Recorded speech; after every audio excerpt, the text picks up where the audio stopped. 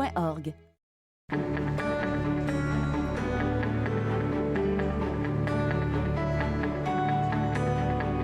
Vous regardez TV Rogers.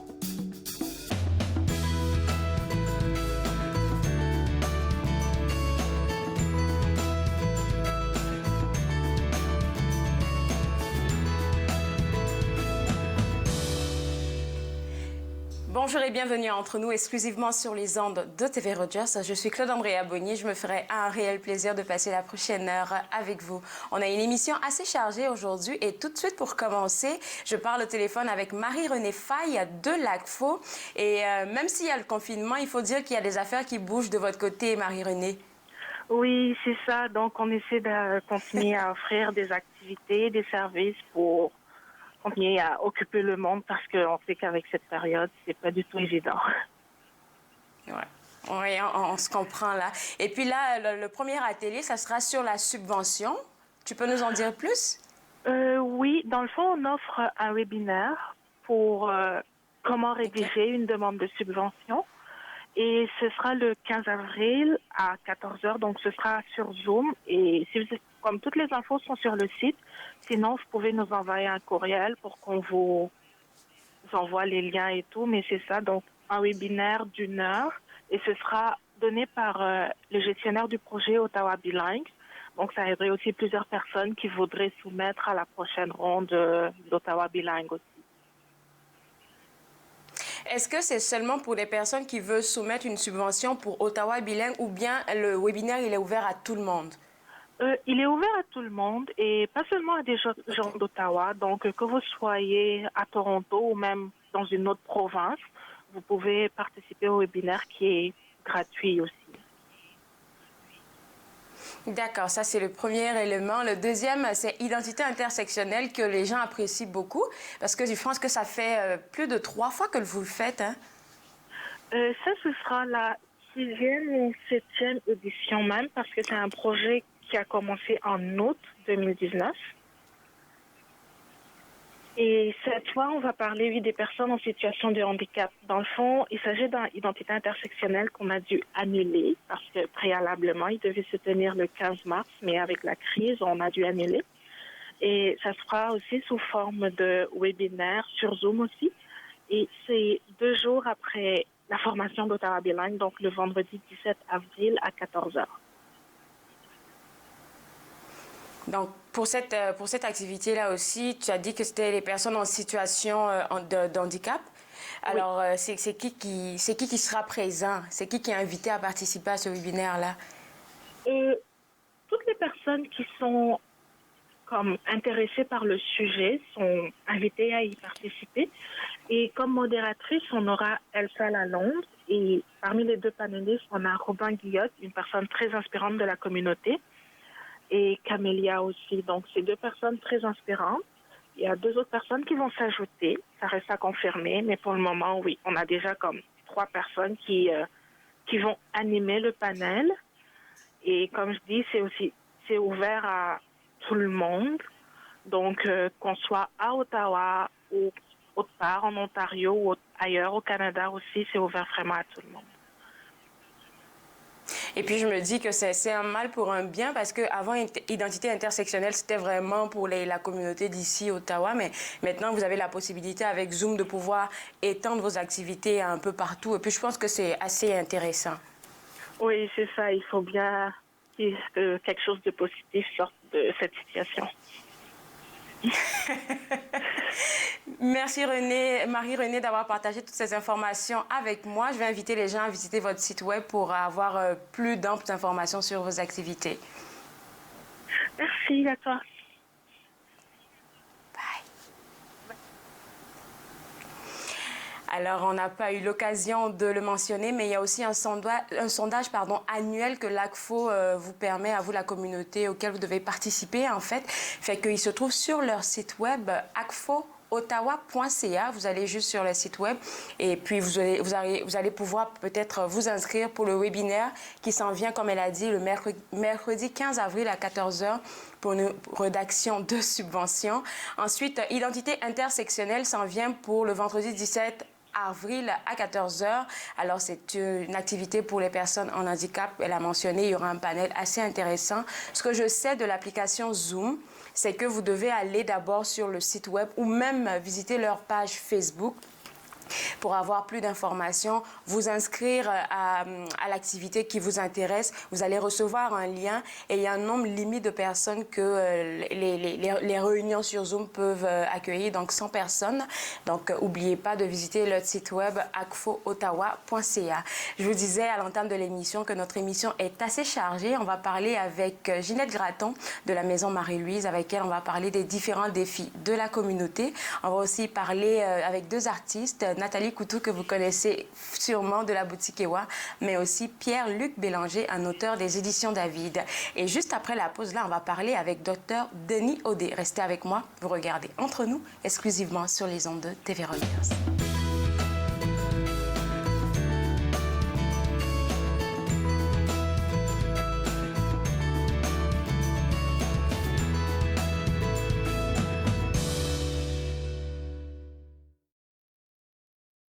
Bonjour, dans la prochaine émission d'Émergence, je reçois Hatima Louaya, qui est une intervenante aux relations avec la communauté pour le CEPEO. Émergence, dimanche 19h30 sur TV Rogers. Voici comment vous pouvez réduire vos risques d'être malade inutilement. Lavez souvent vos mains à fond avec de l'eau et du savon ou un désinfectant à base d'alcool. Évitez de toucher votre visage sans avoir lavé vos mains. Toussez et éternuez dans un papier mouchoir ou le creux de votre bras. Lavez et désinfectez les surfaces touchées fréquemment telles que les téléphones et poignées de porte. Restez à la maison lorsque vous ne vous sentez pas bien et surveillez vos symptômes. Pour obtenir des renseignements complets et mis à jour, visitez le site Internet de l'Agence de santé publique du Canada. I'm Mallory, and I was walking home one night when an impaired driver hit me. He had been overserved in 2 bars before getting behind the wheel. If the servers would have called him a cab instead of serving him more alcohol, my life would be the same as what it used to be. I think servers play the biggest role in keeping us safe because it's up to them what state the person's in when they leave. Refusing service isn't personal, it's the law.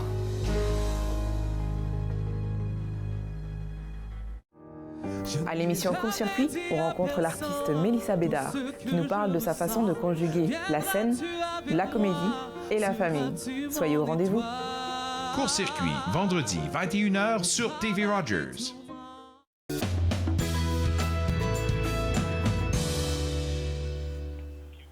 De retour entre nous exclusivement sur les ondes de TV Rogers, on a Dr Audet qui est avec nous, médecin de famille. Avec lui, on va discuter du lien étroit, je devrais dire, entre la dépression et le diabète. Et ma première question pour vous, Dr Audet, c'est de savoir si tous les diabétiques sont susceptibles d'être dépressifs. En fait, c'est pas tous les diabétiques qui sont susceptibles d'être dépressifs, mais mettons que par rapport à des gens qui ne sont pas diabétiques, ils ont approximativement 60% plus de risque de dépression. Alors, c'est très relié, mais ce n'est pas exclusif à la dépression. La plupart des maladies mentales graves sont associées à un taux plus élevé de dépression. Puis il y a des facteurs génétiques aussi, des facteurs reliés au diabète.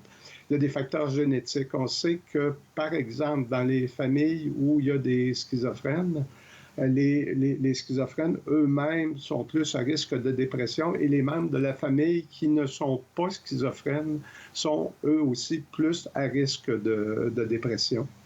C'est un lien qui est quand même assez connu. On sait aussi que les gens, quand ils sont déprimés et qui ont à la fois le diabète, ils vont être plus souvent hospitalisés. Et quand ils vont être hospitalisés, ils vont avoir plus de temps à l'hôpital. Et puis, on sait que le diabète est associé à des complications cardiovasculaires. Les patients diabétiques qui sont aussi déprimés vont avoir plus les complications cardiovasculaires. Alors, dites-moi si je me trompe, de ce que j'ai compris de votre explication, c'est que oui, la dépression, c'est quelque chose que tout le monde, en tout cas, tous les êtres humains sont souvent susceptibles de toucher un peu. Mais est-ce que c'est vraiment par rapport au lien familial que les diabétiques directement ont un lien avec la dépression qu'ils peuvent avoir ou pas? Est-ce que ça a un rapport avec le lien familial? Pas nécessairement, parce qu'il y a certainement des prédispositions génétiques qui sont communes, mais où on voit plus le lien, c'est que la dépression, je parle pas là, de quelqu'un qui est déprimé pour une raison particulière, un peu comme, bon, de ce temps-ci, quelqu'un, je peux pas trop sortir de la maison, c'est plate. Ça, c'est pas la dépression. Mais quand on parle vraiment de la dépression, caractérisée là, avec vraiment là, perte d'énergie, perte de motivation, perte du goût de vivre, ces gens-là, il y a des phénomènes inflammatoires dans la dépression. On sait que la dépression, il faut l'avoir un peu comme une maladie chronique et inflammatoire, puis il y a des liens inflammatoires entre la dépression et le diabète. Je vais vous donner un exemple. La graisse abdominale sécrète des substances inflammatoires. Normalement, ces substances inflammatoires-là n'atteignent pas le cerveau, mais sous l'effet du stress, la barrière qui empêche les substances inflammatoires de pénétrer dans le cerveau est moins étanche. Alors, il y a des mécanismes inflammatoires qui sont communs à la dépression et au diabète, et puis aussi en lien avec le poids. On sait, souvent on associe la dépression à une perte de poids, mais ce qu'on sait, c'est que la plupart des gens, quand ils sont en dépression, les gens qui ont un surplus de poids sont plus à risque pour la dépression. Et puis, les gens qui ont un surplus de poids sont plus à risque pour le diabète. Donc, il y a des phénomènes métaboliques qui réunissent les deux conditions, métaboliques et inflammatoires. Et selon vous, à quelle fréquence que quelqu'un qui est diabétique peut avoir de la dépression? Ça monte vite ou ça commence tout doucement? Ben, en fait, la dépression, c'est toujours un phénomène qui peut être insidieux. Pour parler de dépression, de toute façon, il faut que les symptômes soient présents depuis au moins 2 semaines. Puis il y a quand même un certain nombre de symptômes qu'il faut rencontrer, en particulier soit de la tristesse ou une perte d'intérêt, le goût de rien. Alors ces symptômes-là, ça se développe tranquillement. La dépression n'apparaîtra pas de façon différente chez quelqu'un qui est diabétique que chez quelqu'un qui n'est pas diabétique. C'est juste que chez une personne diabétique, les cliniciens, les médecins doivent porter une attention particulière à l'apparition de la dépression, étant donné que ça peut être insidieux et que les gens n'en parlent pas nécessairement d'emblée. On va le voir d'une façon indirecte. Ça va être, mettons, le diabétique qui suit mal son traitement, qui se démotive, parce que quand même, le traitement du diabète, ça demande beaucoup d'implications au niveau diététique, au niveau médication. Et puis, souvent, il y a une espèce de désintérêt qui peut se manifester pour le traitement.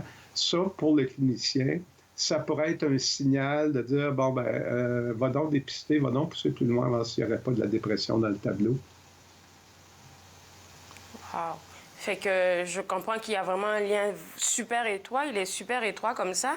Et je me demande si des femmes qui sont diabétiques, en tout cas, je veux juste savoir quel type d'âge ou quel sexe est plus vulnérable que l'autre. Je penserais peut-être plus pour les femmes parce qu'on est très émotive et tout, mais dites-moi si je me trompe. C'est super intéressant comme question parce que même en enlevant la notion du diabète, les femmes sont plus souvent diagnostiquées pour des problèmes de dépression. Maintenant, est-ce que c'est parce qu'ils ont vraiment plus de problèmes de dépression ou si les moyens qu'on a pour la diagnostiquer sont mieux adaptés aux femmes? Parce qu'on est avec le DSM, c'est notre manuel diagnostique là, qui nous donne les critères diagnostiques pour différentes maladies psychiatriques.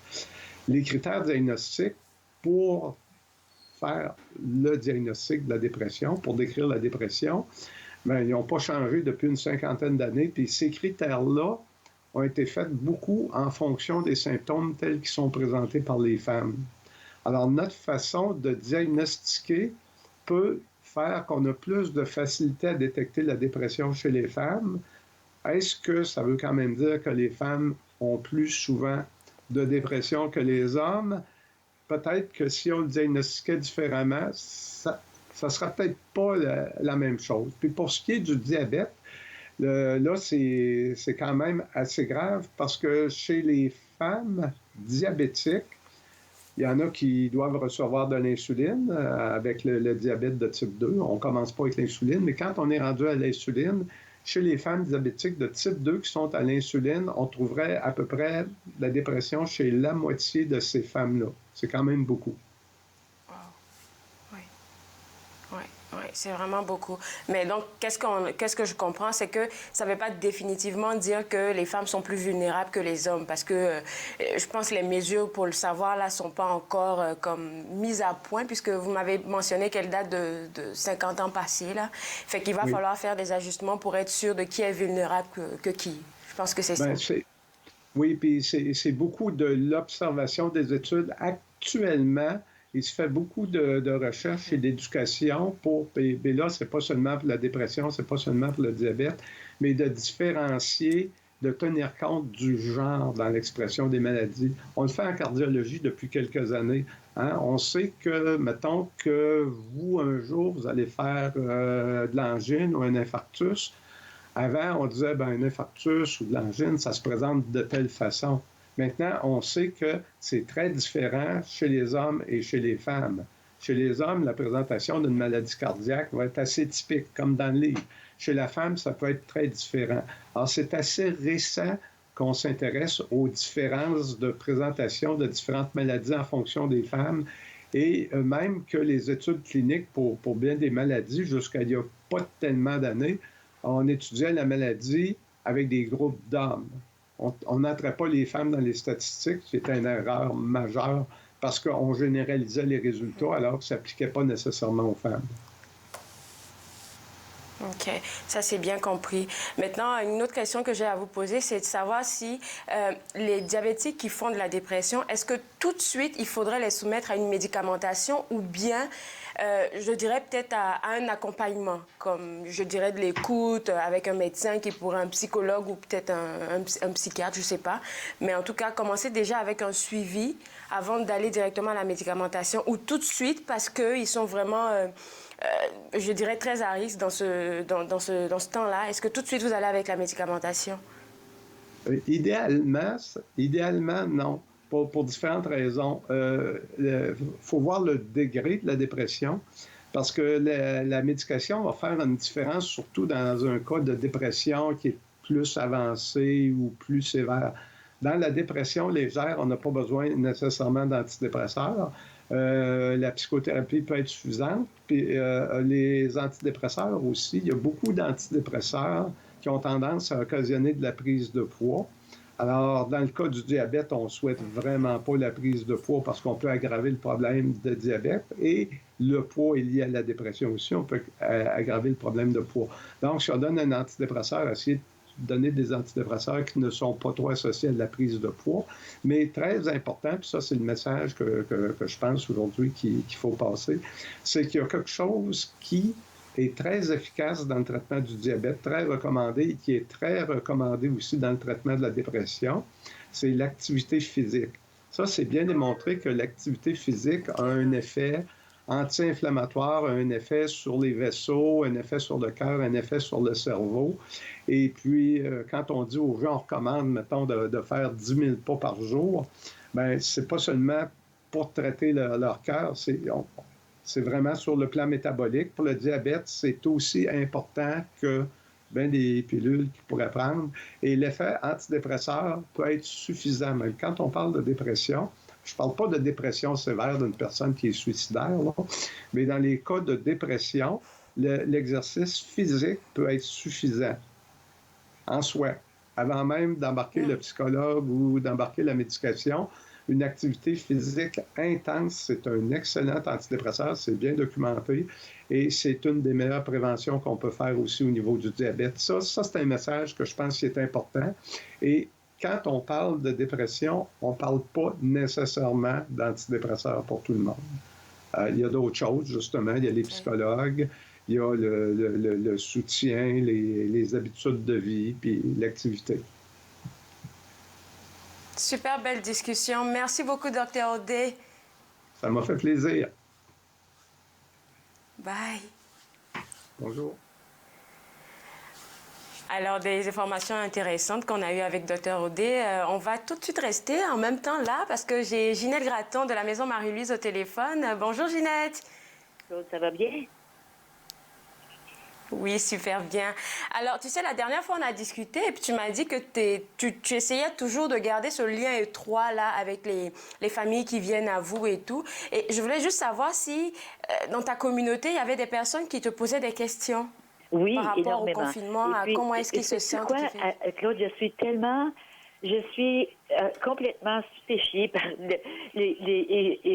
émerveillée, je devrais dire, par comment les parents réussissent à vivre cette expérience et à donner un sens à la vie, à la famille, dans la famille, au foyer. Et peut-être que j'aimerais aujourd'hui partager certaines des réflexions que j'ai avec elle. Des fois, les gens appellent pour savoir, OK, qu'est-ce que je fais? Mon enfant ne veut pas écouter. Si je trouve ça difficile, je m'ennuie. Donc, oui, on a beaucoup de discussions au téléphone, surtout. Et c'est ça. Alors, oui, les gens appellent. Les gens viennent aussi, on a aussi rempli des demandes là, pour du matériel, des vêtements, des jeux pour les enfants, des livres pour les enfants. Donc, oui, on a fait ça aussi. Mais c'est surtout un appui à la vie familiale qu'on donne présentement dans le cadre de notre volet foyer heureux. Alors, ça me fait penser que certaines disent, et puis je trouve que c'est intéressant à le savoir aussi, que le fait d'avoir une vie professionnelle, c'est-à-dire hors de la maison, et une vie familiale, d'avoir les deux comme bien à un beau niveau, ça permet d'avoir une stabilité mentale et tout. Mais imagine maintenant que beaucoup de familles, beaucoup de parents sont à la maison, ils travaillent toujours, donc télétravail, mais il y a aussi le suivi qu'ils doivent faire avec les enfants. J'imagine que ça doit être super, ça doit être, comme on le dit, ça doit être crazy à la maison. Claude, on parle souvent des personnes qui sont seules à la maison. Oui, c'est sûr, c'est difficile, mais c'est une occasion pour nous à la maison qui sommes seuls de rencontrer un peu notre humanité et de revoir un peu notre façon de faire. Mais un parent qui est à la maison, qui doit faire du télétravail et qui a des enfants en plus de ça, c'est pas facile. Et mon cœur se joint à eux parce que je me dis comment ils font. Mais tu sais, il y en a qui trouvent toutes sortes de trucs. Une des choses que je pense, c'est pour les enfants, ce qui est important, c'est que parents heureux, enfants heureux, on dit, hein, c'est sûr. Et c'est de se sentir en sécurité, de se sentir aimé, puis de se sentir protégé dans cette situation-là. Donc, le parent qui travaille à la maison doit, bien sûr, prendre 1 heure ou 2 ou 3 par jour pour faire son travail. Comment il fait pour s'assurer que les enfants font une activité qui est plutôt tranquille, seule pendant ce temps-là? Pas une activité pendant laquelle ils vont devoir venir interrompre leurs parents à toutes les 2 minutes pour dire, je comprends pas ci, je comprends pas ça. Veux-tu me donner... C'est peut-être le temps... j'ai une amie qui est enseignante, puis elle dit, moi, les enfants, ils viennent me déranger tout le temps, me demander, j'ai pas compris ça parce qu'elle leur donne des travaux de mathématiques. Donne-leur pas des travaux de mathématiques quand tu es en train de faire du télétravail. Laisse-les faire du bricolage, laisse-les regarder. Tu sais, on parle beaucoup contre les écrans, mais les écrans ont quand même leur place dans la maison. Donc, laisse-les regarder une émission de télé, laisse-les regarder un petit vidéo sur YouTube, laisse-les faire quelque chose seul pendant que tu fais ton travail. Puis ensuite, tu passeras du temps avec eux. Donc, parce que, tu sais, on vient de passer d'un monde... dans le moment, on entend beaucoup dans les médias toute la tragédie qui se passe présentement. On pense que le monde vient de s'écrouler. Oui, le monde vient de s'écrouler. Le monde de l'avoir vient de s'écrouler. Le monde dans lequel on pense que si je possède, plus je suis. Alors que maintenant, on se rend compte fondamentalement que on peut perdre tout ça, mais on ne perd pas notre humanité pour autant.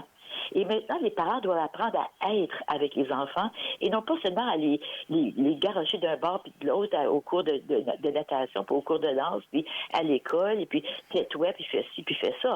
Là, maintenant, il faut être avec nos enfants. Donc, comment on fait ça? C'est pas évident. Le parent doit apprendre à s'émerveiller devant ce que les enfants font, de les laisser être créatifs, de leur proposer des choses, de monter une petite pièce de théâtre, de décorer la fenêtre du salon pour Pâques, d'avoir une journée thématique, peut-être une journée de la coiffure folle, ou aujourd'hui, moi je suis un cheval, puis toi tu es un lapin pendant 1 heure de temps. Tu sais, on peut faire toutes sortes de choses avec les enfants qui sont amusantes et qui font appel à leur créativité. S'émerveiller devant eux. L'émerveillement, là, c'est ce qui nous manque le plus dans notre société. Et s'émerveiller devant l'enfant. C'est bon pour l'enfant et c'est bon pour le parent de s'émerveiller. Parce que pendant ce qu'on s'émerveille, on oublie notre anxiété. Parce qu'on a le choix présentement. On peut vivre anxieux ou on peut choisir autre chose. Les gens vont dire, oui, c'est facile, Ginette, c'est comme... on ne sait même pas si on va avoir de l'argent qui va entrer. Oui, c'est sûr, mais ça ne change rien de s'inquiéter. Donc, on vit un deuil, c'est normal. Toute la société, la planète vit un deuil présentement. Mais comment on va le vivre, ce deuil-là? C'est sûr qu'on va tomber un peu dans une dépression, mais est-ce qu'on va vouloir rester dans la dépression? Ce sont toutes des questions auxquelles les parents sont confrontés à la maison présentement. Et puis, des fois, ils disent, je ne sais plus quoi faire avec eux autres. Mais impliquez-les dans vos activités. Faites-leur faire leur lit. Demandez-leur de vous aider à faire du lavage. Faites-leur laver la voiture. Rentrons le terrain ensemble. Laissez-les jouer, surtout. Laissez-les jouer. Lisez-leur des histoires. Jouez des jeux de société avec eux. C'est le temps pour les parents d'être avec les enfants et que les enfants se sachent aimer et protéger et en sécurité. Tu as mentionné deux mots qui sont venus me chercher. Le premier, c'est créativité. J'ai vu ça sur les réseaux sociaux. Ça m'a fait vraiment marrer pour les parents qui étaient un peu comme mal pris avec les enfants à la maison parce qu'il y a du bruit et tout. Pendant qu'ils sont en télétravail, l'image sur Facebook montrait une mère en télétravail qui a dit à ses enfants, aujourd'hui, c'est projet dessin. Fait que les enfants étaient autour d'elle en train de la dessiner. Oui, mais c'était un projet. Écoute, entièrement, les parents trouvent, on a à l'intérieur de nous ce qu'il faut pour traverser cette épreuve, cet épisode de la vie, de la planète, et en ressortir grandi. L'enfant, là, moi, ça me fait rire ceux et celles qui essaient de reproduire la journée scolaire à la maison. Arrêtez ça, là. Je leur dis, arrêtez, moi, je viens du monde d'éducation. J'ai enseigné toute ma vie. Je peux vous dire qu'un enfant apprend beaucoup plus à la maison qu'il apprend à l'école. Bien sûr qu'il apprend des choses à l'école, mais, et puis, là, ils veulent faire des mathématiques. L'enfant dit, non, c'est pas comme ça que madame nous l'enseigne. Et puis là, les parents comprennent pas comment l'enseigner parce que c'est pas comme ça qu'ils l'ont appris. Donc, ça fait rien que du stress dans une famille. C'est pas nécessaire, ça, de faire un peu de mathématiques. La lecture, oui, c'est sûr, parce que la lecture, ça nous suit partout dans notre vie. Mais la créativité, pensons comme cette dame qui a demandé à ses enfants de la dessiner pendant qu'elle travaillait. Bien sûr, pour les enfants, c'est plaisant, puis pour la mère, ça lui donne la chance de travailler. C'est ça. Donc, moi, je pense que l'important, c'est de créer à la maison un oasis de paix, de joie, de laisser de côté l'anxiété, puis parlez-en avec vos amis si vous voulez, parlez-en avec votre famille au téléphone, mais parlez-en pas avec les enfants. C'est pas nécessaire. Les enfants vont apprendre comment les parents traversent une période d'adversité et comment ils en ressortent grandis ou diminués.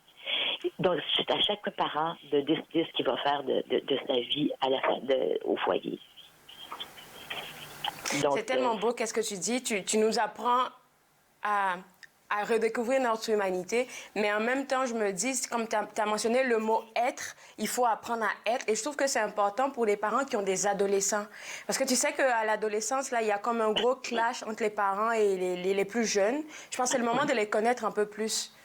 Tu sais, moi, je suis une grande admiratrice de Steiner, la philosophie, la pédagogie aussi, Rudolf Waldorf, et de Rudolf Steiner, qui est un grand penseur qui a vécu un siècle, mais qui dit, l'adolescent, là, qui le passionne, c'est une personne qui est passionnée par la vie, une personne qui est passionnée par ce qu'il fait.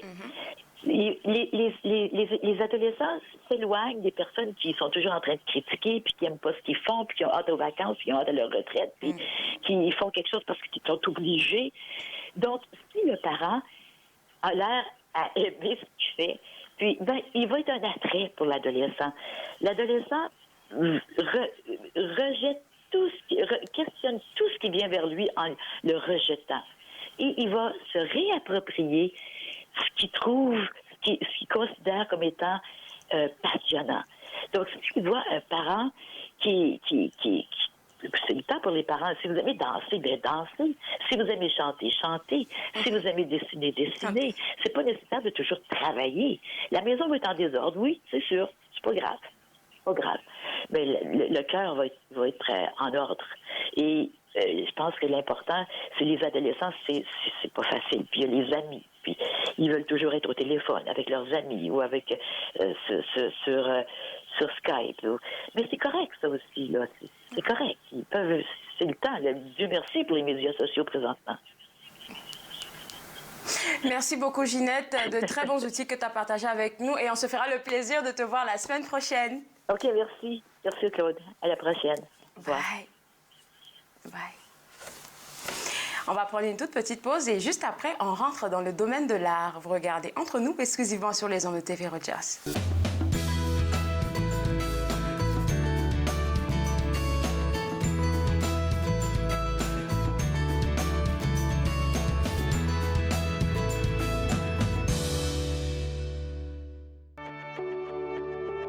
Voici les ressources disponibles durant la crise du coronavirus dans la grande région d'Ottawa.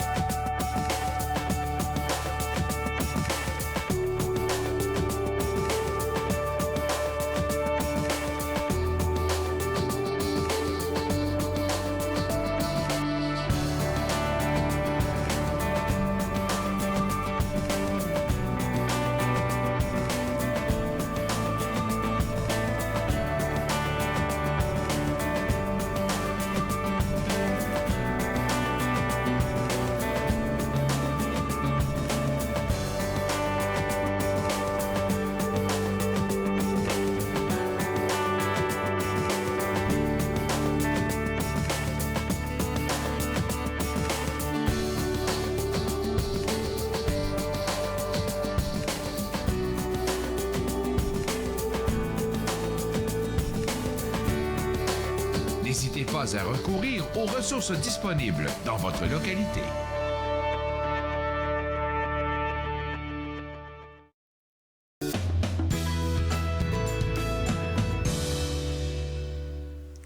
De retour Entre nous, exclusivement sur les ondes de TV Rogers, on a Nathalie Coutou de la boutique Kewa. Et aujourd'hui, Nathalie, tu vas nous faire découvrir la belle histoire de ton œuvre intitulée All My Relation. Est-ce que tu peux m'expliquer un peu d'où est-ce que ça vient, ça? Oh, ça vient de loin. Ça vient de... Bien, avant de vous expliquer ça, je veux vous remercier.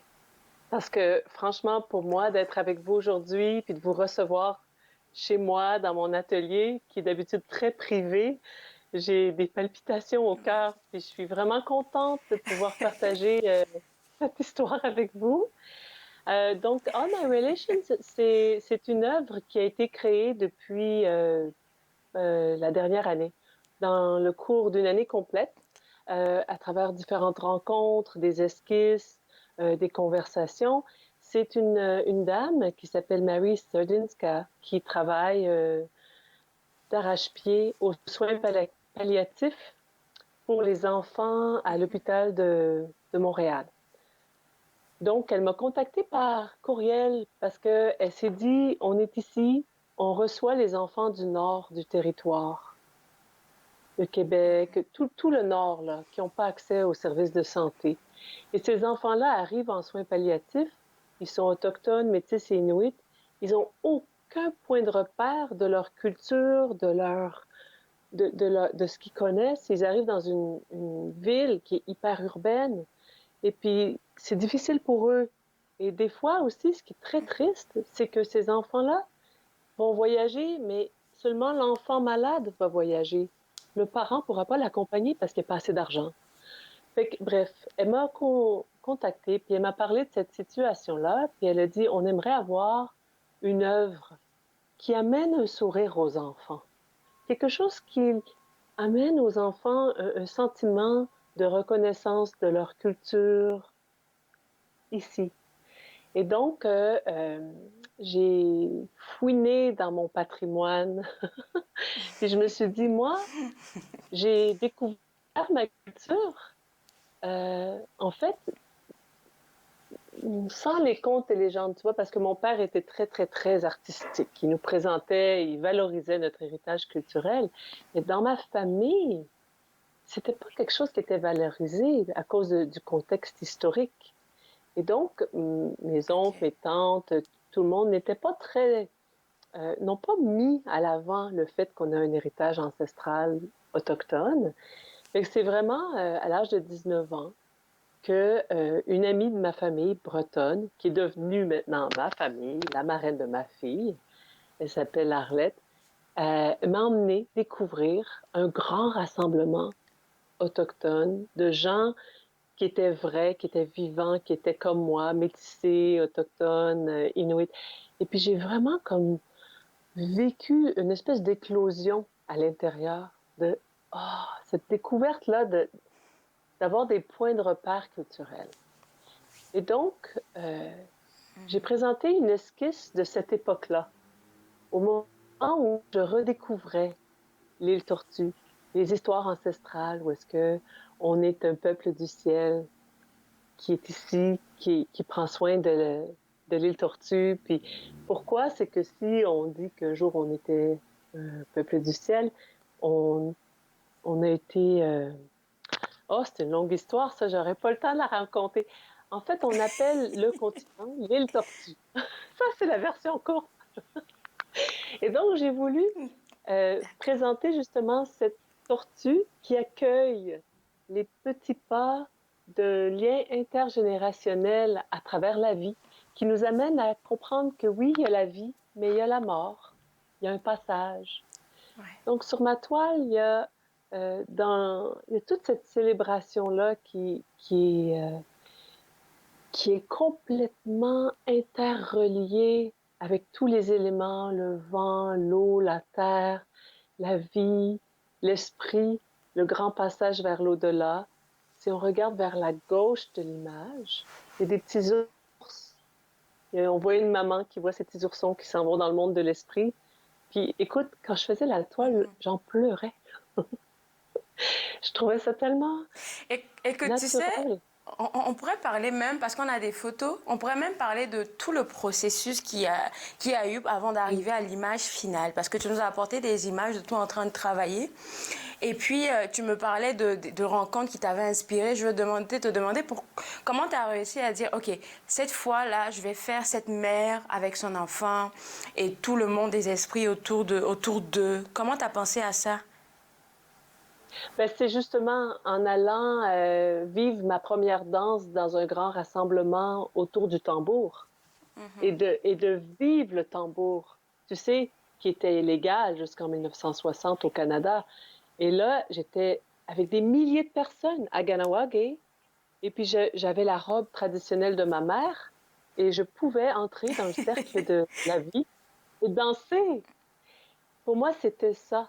Et j'ai compris que ma joie de vivre, elle est liée au cœur du tambour. Puis pour moi, c'est ce que je veux emmener dans ce message-là.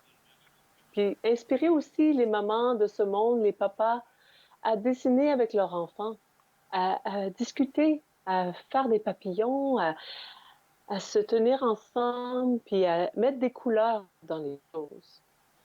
Puis pour moi... on a une première image, où est-ce qu'on... OK. Vas-y, je t'écoute. En fait, c'est juste qu'on a une image d'un garçon. C'est qui qu'on voit? Est-ce que c'est un de tes collègues ou... C'est mon fils aîné. En fait, mon fils... mon fils aîné, on a toujours dessiné ensemble, lui, ma fille et moi, sur des napperons de restaurant, avec les conversations des grands. On faisait on dessinait, puis après, moi, je continuais. Eux transformaient. Ils transformaient à leur façon, puis j'ai toujours accepté leur apport. Et puis, en grandissant maintenant, dans leur jeune vie d'adulte, ils ont 20 ans, ben, on aime encore dessiner ensemble. Et donc, moi, j'avais besoin d'aide. Et puis, je lui ai demandé s'il voulait venir m'aider. Puis, il est venu. À partir de mon esquisse, que voilà, on l'a mis sur un projecteur et il a fait le travail très minutieux. Et puis, je l'ai laissé faire avec la transformation que lui a emmenée. Je trouvais ça merveilleux parce que, en tant que maman, dessiner avec son fils, c'est extraordinaire. Et puis après, ben, je lui ai demandé de mettre les couleurs de fond. C'est très zen, il écoutait sa musique, il mettait ses couleurs. Puis moi, j'avais le cœur qui faisait oui. Parce que je me dis, en plus, c'est un lien mère-enfant, tu vois. En fait, l'image était de retranscrire exactement le moment que tu vivais avec ton fils. Et puis, je pense que c'est ça que tous les parents devraient faire en ce moment de confinement, tu l'as mentionné, là, de dessiner des petits papillons avec les enfants. Oh, ça permet de passer du temps ensemble, tout simplement. Oui. Puis c'est aussi la transformation. Tu sais, quand il y a un beau passage qui dit que quand la chrysalide croyait que tout était fini pour elle, elle a éclos. Et qu'est-ce qu'elle est devenue? Un papillon. Présentement, nous, on est dans nos chrysalides, dans nos nids, dans nos familles. Il faut amener les couleurs. Il faut prendre le temps. Il faut prendre les pinceaux et puis gribouiller, puis écouter. Du coup, tu me donnes envie d'aller rapidement au magasin, là, me prendre comme une toile et puis une peinture, là, pour me faire des dessins. Sait-on jamais, peut-être que je suis un peu artiste dans le fond. Appelle Claude Andrea, maintenant, ils livrent. Ils font la livraison. C'est vrai en plus, hein. C'est vrai. Écoute, ton projet, il est terminé, il est beau, ça t'a pris 1 an pour monter cette belle image qu'on voit à l'écran, le projet final. Tu m'as dit qu'il devait être livré à l'hôpital le 18 mars, mais est-ce que ça a été possible ou pas? Ben non. En fait, le 18 mars, je venais vous voir avec ma toile. L'émission de TV Rogers a été annulée. La livraison de la toile a été annulée. Tout a été annulé. Donc, elle est encore chez moi. Et un jour, ce que j'aimerais, c'est à la fin de notre entrevue, je vais mettre mon esquisse disponible en ligne sur le lien de votre émission. Et au moment où on ira livrer la toile pour les enfants du Nord, pour les enfants en soins palliatifs, j'aimerais que tous ceux qui ont envie puissent downloader, télécharger l'image, la dessiner avec une prière. Et puis cette image-là, je les amènerai aux enfants pour leur montrer du soutien de la part des petits Canadiens qui sont aussi chez eux à dessiner, mais qui ne sont pas en palliatif. Nous, on a un privilège, on est vivant. Et je ne sais pas ça va être quand, la date de la livraison, mais à partir d'aujourd'hui, je vais figurer comment mettre ça sur votre lien. on va continuer comme ça. Ben, merci beaucoup, Nathalie. Merci pour ce beau projet-là. Puis je vais inviter les gens à aller sur notre... Tu peux le mettre, tu sais, dans les commentaires de l'émission d'aujourd'hui. Tu peux juste le plugger là en commentaire et puis les gens iront le chercher là-bas. OK, parfait. OK. Bon, ben c'est chouette. Bonne journée. Bye-bye. Merci à vous. Merci. On vous aime. Merci d'être des acteurs de changement puis de prendre soin de nous. Alors, vous le savez, aujourd'hui, après l'émission, à 11h dans les commentaires, Nathalie mettra l'image et puis vous allez faire une activité avec vos plus jeunes et ces dessins-là seront apportés à des enfants et ça leur fera vraiment chaud au cœur. N'oubliez pas de passer sur notre page Facebook pour pouvoir voir le dessin. Après la pause, on va parler avec un auteur des éditions David. Vous regardez Entre nous, exclusivement sur les ondes de TV Rogers.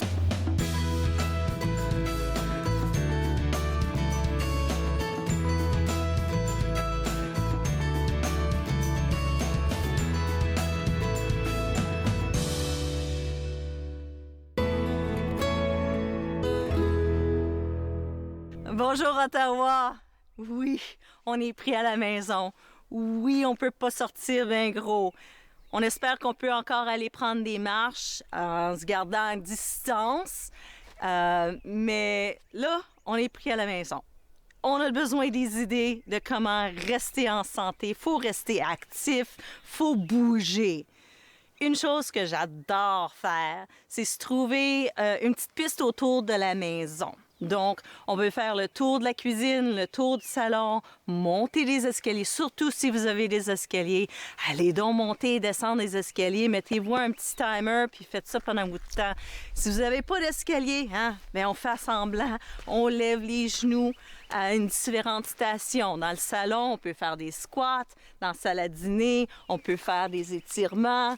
Dans le corridor, on peut faire de la marche. Mais surtout, si vous avez des escaliers, ça va vous aider énormément. Donc, si vous avez besoin de l'inspiration, des idées, de quoi faire pour bouger en bonne forme, joignez-nous à 8 h le matin pour l'émission Bouger pour bien vivre ou sur YouTube.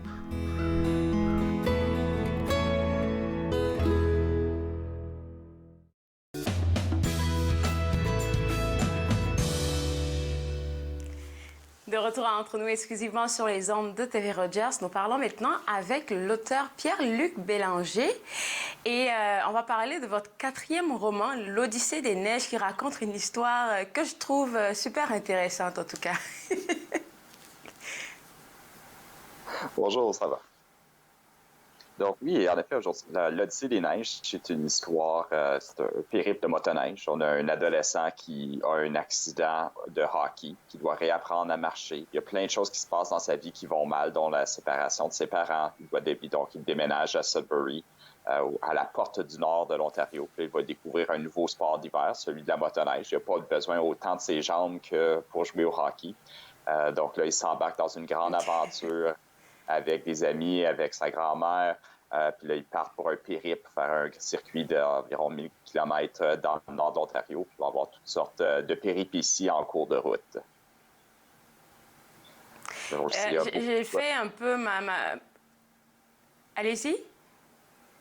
Je veux dire, il y a beaucoup d'actions, puis il y a beaucoup de surprises, puis des moments qui font rire, des moments qui font pleurer aussi. Alors là, je suis allée sur le site web des éditions David et puis vous publiez dans la collection 14-18, donc la collection pour les adolescents. Et tous les autres romans que vous avez faits, ça a rapport avec une histoire toujours palpitante, si je peux dire ainsi. Est-ce que c'est parce que vous avez ce côté, vous êtes enseignant, là, ce petit côté de rapport avec les jeunes que vous trouvez vos histoires? Bien, je pense que c'est important qu'il y ait beaucoup d'action quand on écrit, surtout pour les adolescents. Faut que ça bouge, on veut des chapitres pas trop longs. Moi, je suis le genre que j'aime participer à toutes sortes d'activités dans la vie. J'aime beaucoup voyager. J'aime essayer de faire vivre des expériences à mes lecteurs à travers ce que j'écris. Donc, j'aime ça que ça soit assez dynamique. Et des fois, dans certains cas, je fais vivre aussi des expériences que moi-même, je n'ai pas vécues, mais peut-être que j'aimerais vivre un jour. Toutefois, pour cette histoire de motoneige-là, c'est inspiré d'un vrai voyage que j'ai fait lorsque j'étais à l'université. OK, mais rassurez-nous que vous n'avez pas eu mal aux pieds, quelque chose dans ce genre qui vous a amené directement à l'Odyssée des Neiges, non? Non. Heureusement, j'ai pas eu de blessure comme ça. J'ai déjà eu une commotion cérébrale, puis ça, j'en traite un peu dans le livre, mais c'était surtout à l'itinéraire suivi que j'ai vécu quelque chose de très similaire. Mais heureusement, je n'ai pas dû réapprendre à marcher, puis je vais cogner sur du bois que je n'aurais pas besoin de réapprendre non plus. Ça, c'est de la fiction. Et puis, ce que je trouve intéressant dans toutes les histoires que vous avez pu écrire, c'est qu'il y a toujours un message. Moi, pour ma part, je trouve toujours ce côté de résilience là dans tous les récits. Mais je suis sûre que vous voulez faire passer d'autres messages à ces jeunes qui vous lisent. C'est souvent question de surmonter des obstacles. Parce que dans la vie, on en a. Des fois, ça peut être quelque chose de très petit. Ça semble être une montagne, mais ça peut être quand même assez simple à régler. Donc, il y a ce côté-là, je pense que j'essaie de présenter aux lecteurs pour dire que, en quelque part, quand on fait face à des obstacles, on peut essayer de les surmonter. On peut, des fois, trouver l'aide de quelqu'un qui va nous permettre de le faire. Avec ce roman-ci, avec l'Odyssée des neiges, surtout question d'amitié. C'est question de ne pas abandonner. Parce que souvent, le personnage principal va vouloir abandonner. C'est question aussi de valoriser la santé lorsqu'on est en santé, puis de vraiment réaliser que des fois, on est chanceux malgré tout. Puis je pense présentement, déjà tout le monde qui est bon, on se dit, ben là, je peux pas faire telle activité, je peux pas participer, je peux pas faire telle ou telle chose que j'aime faire, mais si on est en santé, on est en sécurité, déjà là, on est gagnant et gagnant. Donc, c'est vraiment montrer cette certaine peut-être résilience-là, d'apprécier ce qu'on a, puis en même temps, de voyager, de découvrir d'autres régions. Souvent, on pense, faut toujours aller en Europe ou en Asie, il faut aller loin pour voyager. Mais on fait un beau pays au Canada. Ouais. Il y a plein d'activités qu'on peut faire ici, qu'on peut découvrir. Puis il y a plein de gens vraiment super gentils, super accueillants dans le nord de l'Ontario. L'adolescence, c'est connu comme une période de feu. Hein? Là, je pense que vous êtes d'accord avec moi. C'est vraiment connu comme une période de feu. C'est la période où les jeunes, ils essaient de s'affirmer, ils prennent leur marque. C'est là qu'on découvre qui est leader ou qui ne l'est pas. La plupart du temps, dans vos récits, il y a toujours des leaders et ils sont toujours très bien accompagnés. Il y a toujours des amis par-ci, par-là, de belles rencontres qu'ils font. Et ça, je pense que c'est des leçons de vie aussi que vous transmettez à ces jeunes-là. On ne peut pas faire tout seul.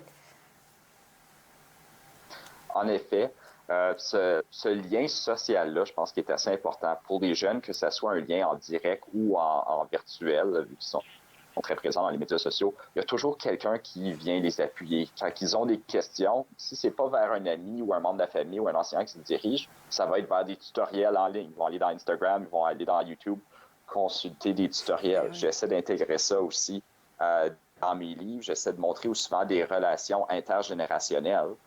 Montrer que oui, tu as tes amis ou peut-être tes frères et sœurs qui sont plus de toi et qui te permettent de trouver des solutions, de passer à travers des moments plus difficiles. Mais j'ai souvent écrit des histoires où il y a un personnage de grand-parent ou un personnage plus âgé, un adulte quelconque, qui peut agir des fois à titre de mentor ou qui peut aussi agir à titre de personne qui va un petit peu secouer la cage. Il faut dire, ben, regarde, là, arrête de t'apitoyer sur ton sort, là, puis profite de la vie. Ça ajoute aussi un peu d'humour des fois, puis ça permet d'avoir des échanges dynamiques entre les personnages.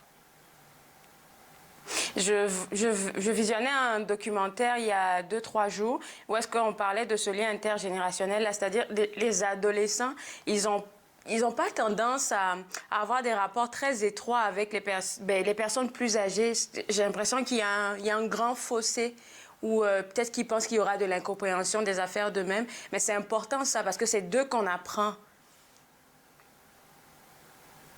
Absolument, on apprend beaucoup de nos aînés. Puis je pense que c'est pas récent non plus de dire que les ados et les personnes plus âgées ne se comprennent peut-être pas. Je pense qu'à toutes les époques, les grands-parents vont dire ben là, ces jeunes-là, qu'est-ce qui leur passe par la tête? Je suis certain que nos grands-parents ont probablement déjà pensé ça de tout. Que leurs grands-parents ont déjà pensé ça d'eux. Donc, je pense que ça, c'est quelque chose qu'on va continuer à perpétuer à tout jamais. Hein. Mais c'est de montrer qu'on peut avoir ce lien-là. Puis, je pense surtout avec la technologie. Souvent, l'adolescent peut être celui qui va avoir des solutions. C'est lui qui sait comment ça fonctionne, Skype ou Instagram ou Snapchat ou peu importe quelle option. Puis il peut justement devenir avec la personne qui va être le point de référence pour la personne plus âgée. Puis la personne plus âgée, elle va pouvoir lui partager son expérience, son vécu, sa compréhension du monde en général. Donc je pense qu'il y a de la place pour avoir un beau partage. Oui, définitivement. Là. Dites-moi, on est en confinement et puis les gens du monde de l'art, là, ils ont toujours quelque chose qui mijote. Est-ce que vous pensez à écrire un 5e roman à cette heure-là? J'ai déjà un 5e roman qui est en chantier. On est déjà rendu à la 3e version avec mes éditeurs et moi. J'ai d'autres projets aussi j'aimerais écrire pour les adultes aussi. Écrire pour les tout petits. J'ai un projet pour écrire un album jeunesse. J'ai plein de choses. Ça ne veut pas dire que ça va être publié nécessairement. Mais j'ai travaillé là-dessus. Depuis qu'on est en confinement, j'ai aussi partagé dans ma chaîne YouTube un texte inédit, une histoire pour enfants, donc en une dizaine de chapitres où je me filme en train justement de raconter cette histoire-là. Donc, je trouvais que c'était une façon pour moi un peu de redonner aux peut-être des activités ou quelque chose à faire avec les enfants.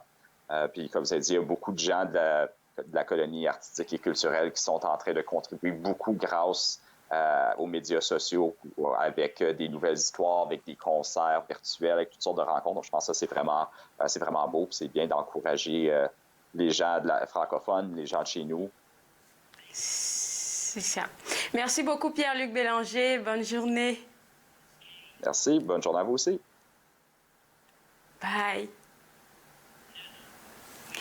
Alors, on va prendre une pause et juste après, j'aurai des informations à vous partager. Restez avec moi, vous regardez Entre nous, exclusivement sur les ondes de TV Rogers.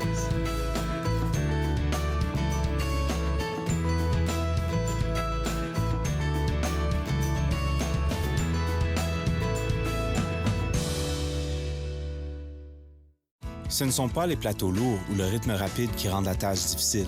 Ce n'est pas le rythme effréné des demandes des clients. Ce n'est pas le patron qui vous demande de travailler un autre quart de travail à cause d'une collègue malade. Ce qui est difficile, c'est quand vous réalisez qu'un client a atteint sa limite d'alcool et que vous devez prendre la décision de refuser de le servir.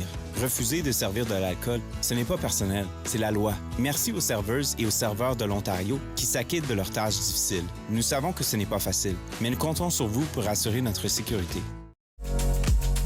Pour la première émission de Regard, on présente quelques nominés du Gala Trior, on visite le studio d'art de Marie Léger et on rencontre 2 vétérans de la guerre d'Afghanistan.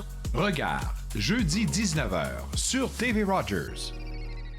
Nous sommes la génération qui avait tout, qui a révolutionné la musique, qui savait comment gagner. Et nous savions célébrer. Nous nous sommes unis pour lutter contre la faim chez les enfants. Nous nous sommes unis pour les protéger. Et dans ce monde dangereux, nous devons continuer de les sauver. Même lorsque nous ne serons plus là, en incluant l'UNICEF dans notre testament, nous deviendrons la génération qui a laissé en héritage un monde meilleur. Visitez le unicefleg.ca. À la prochaine émission de Lumière et d'aide, je reçois Linda Leduc, guide de Renaissance. Elle fera un tour d'horizon de son parcours particulier et nous expliquera ce qu'est le Curaprana. De lumière et d'être, jeudi 20h30, sur TV Rogers.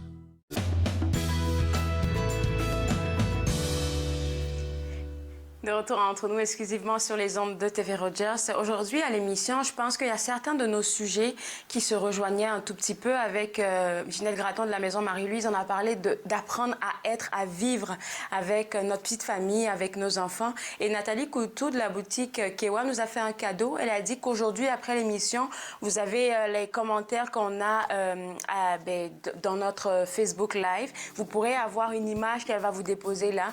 Vous allez prendre l'image, vous allez juste faire des dessins avec vos enfants. Ça permettra aux parents, aux enfants de passer un moment ensemble, un moment pour consolider les liens. Je trouve que c'est super important. Et si vous avez besoin de voir qu'est-ce que Nathalie Coutou fait comme œuvre, visitez le www.kewa.com, c'est sa boutique. Vous pourriez avoir des idées même pour la fête des mères, pour des cadeaux pour la fête des mères.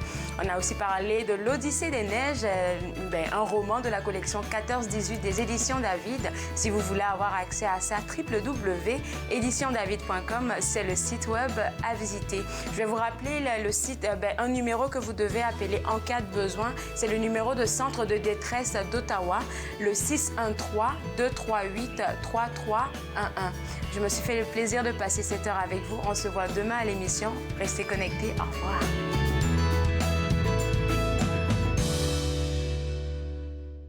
Faites-nous part de vos commentaires en composant le 613-521-2323 par courriel sur Facebook et Twitter.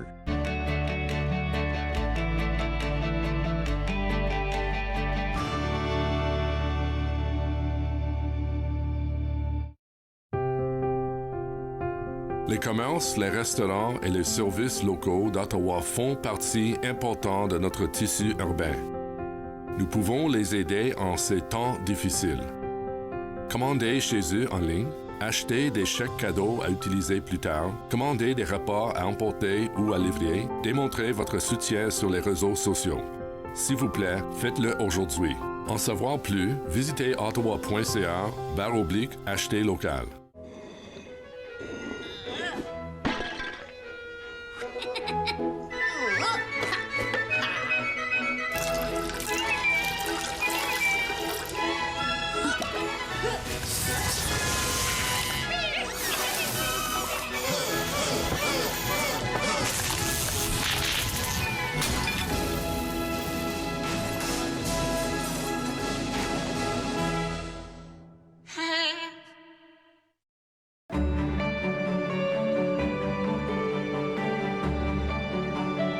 Vous regardez TV Rogers, Ottawa.